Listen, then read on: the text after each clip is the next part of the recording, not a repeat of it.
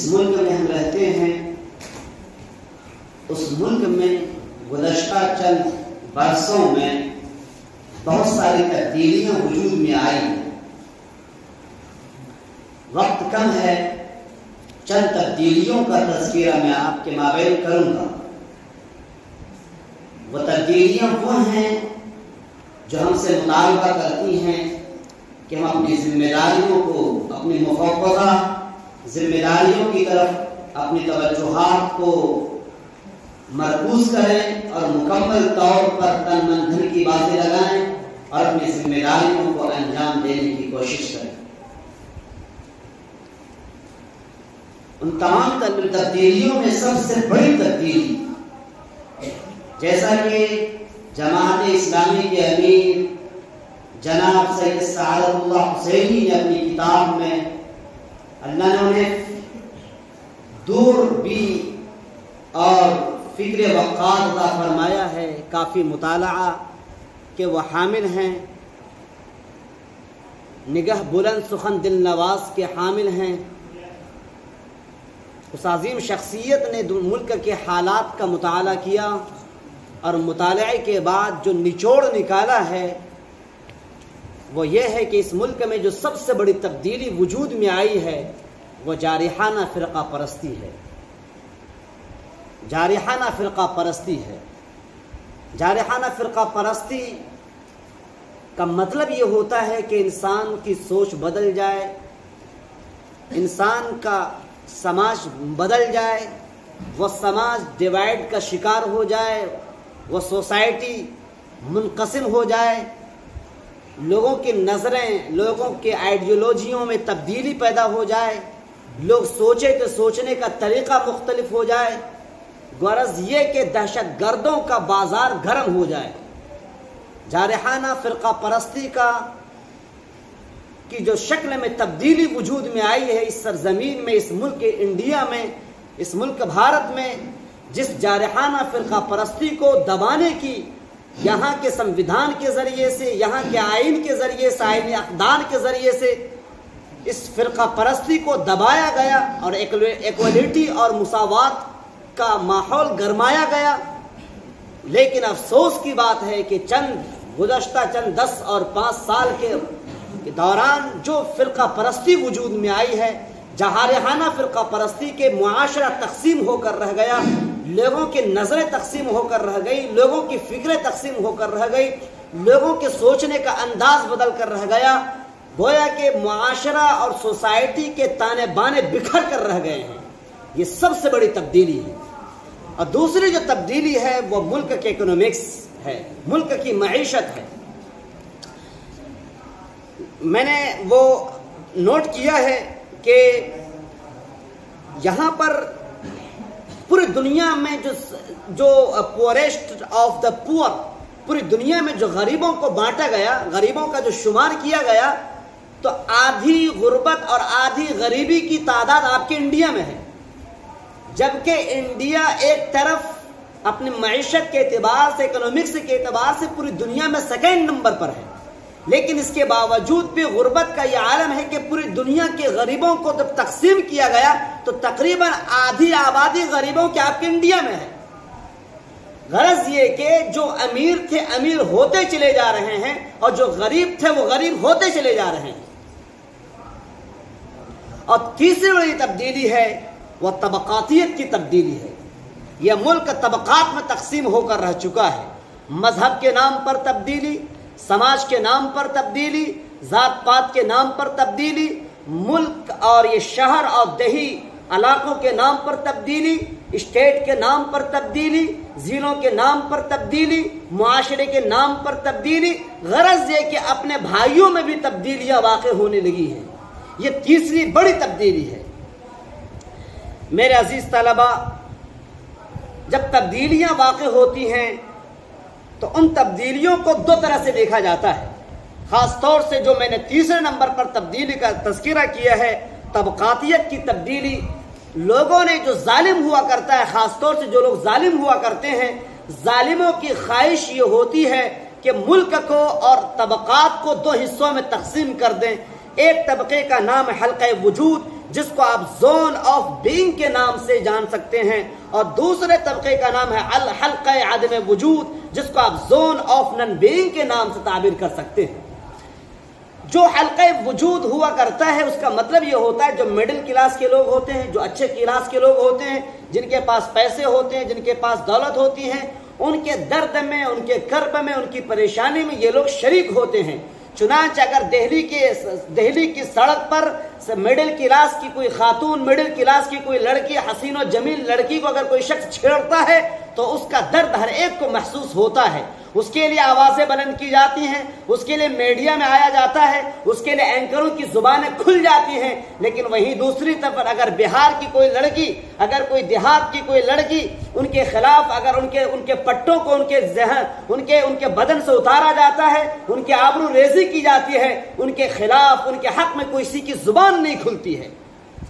یہ ہے دو طریقے کی تقسیم ہوئی ہے، یہ دو طرح کی تبدیلی ہے۔ طبقاتیت میں، طبقوں میں دو طرح کی یہ فرق کر دیا گیا ہے۔ تو لہذا ایسے موقع پر آپ کے اس ملک کو سب سے زیادہ ضرورت ہے جس چیز کی، وہ ہے اسلام کی دعوت۔ اسلام کی دعوت،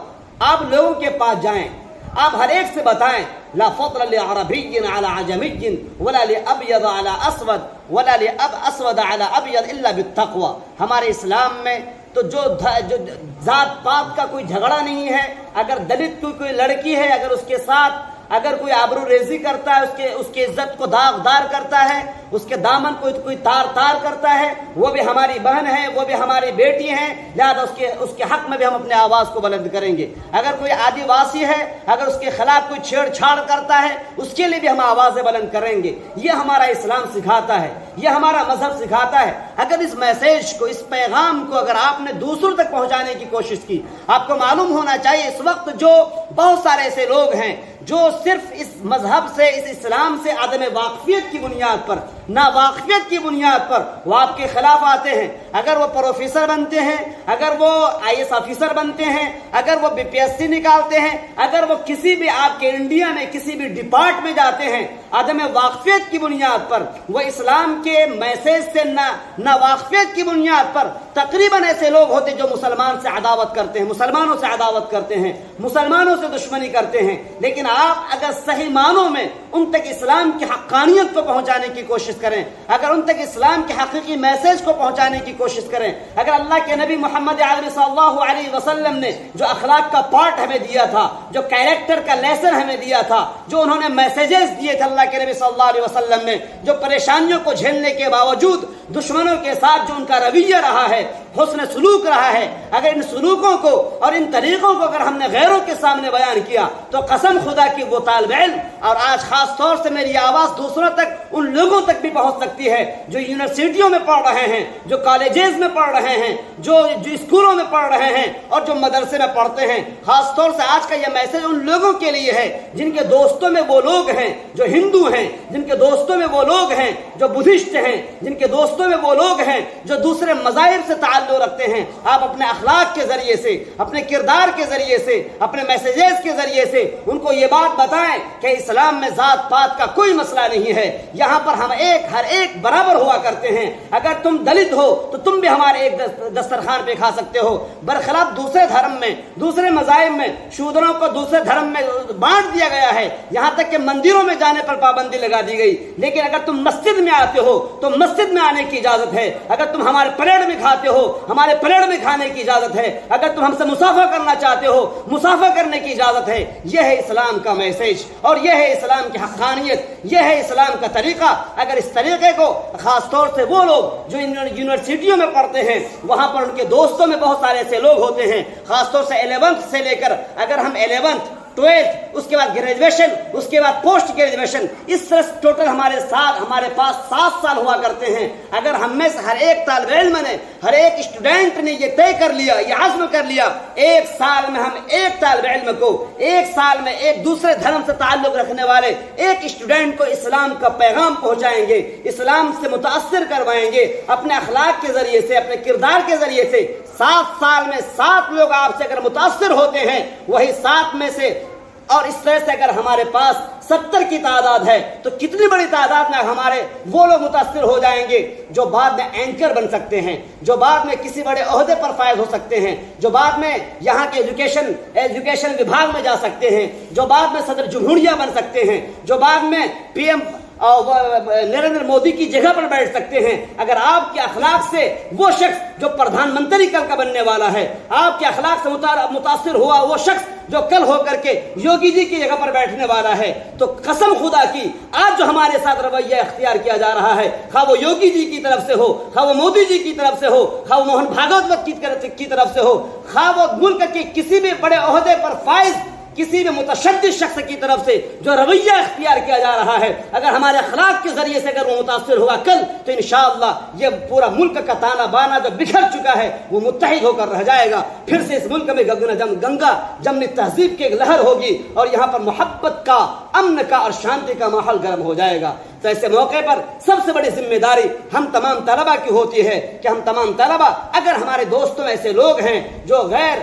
دوسرے دھرم سے ان کا تعلق ہے، ہم فون کے ذریعے سے، موبائل کے ذریعے سے ان تک اپنے پیغام کو پہنچائیں۔ اگر ہم نے 7 سال میں 7 لوگوں کو پیغام پہنچایا، آپ دیکھ لو کتنی بڑی تعداد میں یہاں پر ہو، تو انشاءاللہ 70 سال میں ضرور بڑی تبدیلی آئے گی۔ اگرچہ یہاں پر مکمل طور پر اسلام ہر گھر میں اگر اسلام کا جھنڈا نہ لہرائے تو انشاءاللہ ہر دل میں اسلام کا جھنڈا ضرور لہرائے گا انشاءاللہ۔ اس امید کے ساتھ یہ پیغام میں آپ تک پہنچانا چاہتا ہوں کہ اگر آپ چاہتے ہیں کہ اس ملک کی تبدیلی ہو، اس ملک میں جو انقلابات جو غلط طریقے رویے اختیار کیے جا رہے ہیں، دہشت گردوں میں جو گروپ بندیاں کی جا رہی ہیں، کچھ دہشت گرد تو وہ ہوتے ہیں جو راجا سنگھ کے نام سے بھرتے ہیں اور ہمارے نبی محمد عربی صلی اللہ علیہ وسلم کی ذات پر، اور کبھی نپور شرما کی شکل میں وجود میں آتی ہے جو ہمارے نبی محمد عربی صلی اللہ علیہ وسلم کی ذات پر، کبھی سلمان رشدی کی شکل میں وجود میں آتا ہے اور کبھی تسلیمہ نسرین کی شکل میں وجود میں آتی ہے۔ تو ایسے دہشت گردوں کو یہاں کی ظالم حکومتوں نے اپنا ہم نوا سمجھ رکھا ہے، اور وہ لوگ جو اسلام کے نام لیوا ہوتے ہیں ان کے ظالم دہشت گردوں کے زمروں میں شمار کرتے ہوئے ان کو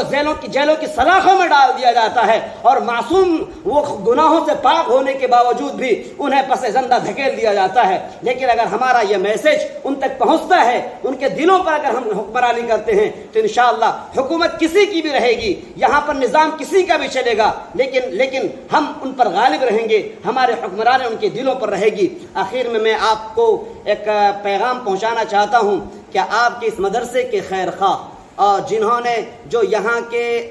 جو اس جنگل کو منگل بنانے والی جو عظیم شخصیت رہی ہے، جن سے ہم میں سے ہر ایک واقف ہے، جن کا نام یہاں پر آویزہ بھی کیا گیا ہے، جن کے نام سے موسوم یہ مسجد ہے، جن کے نام سے موسوم یہ آپ کی بلڈنگ ہے، جن سے میری مراد حاجی یاسین خماس ہیں، ان کی والدہ کا آج ان کی اہلیہ کا کل شب انتقال ہو گیا۔ اللہ تبارک و تعالیٰ سے ہم دعا کرتے ہیں یہ خبر جو یہاں کے ناظم ہیں حضرت مولانا سعد رشید صاحب، ان کے واسطے سے ہمیں موصول ہوئی ہے، وہ ہمارے خیر خواہ ہیں الحاج یاسین خماس صاحب۔ ہم ان کے لیے دعا کریں کہ اللہ تبارک و تعالیٰ ان کو نعم البدل عطا فرمائے، ان کے پسماندگان کو صبر جمیل عطا فرمائے۔ اللہ تبارک و تعالیٰ ہمیں کرنے کی توفیق عطا فرمائے۔ باقی دعوانا الحمدللہ رب العالمین۔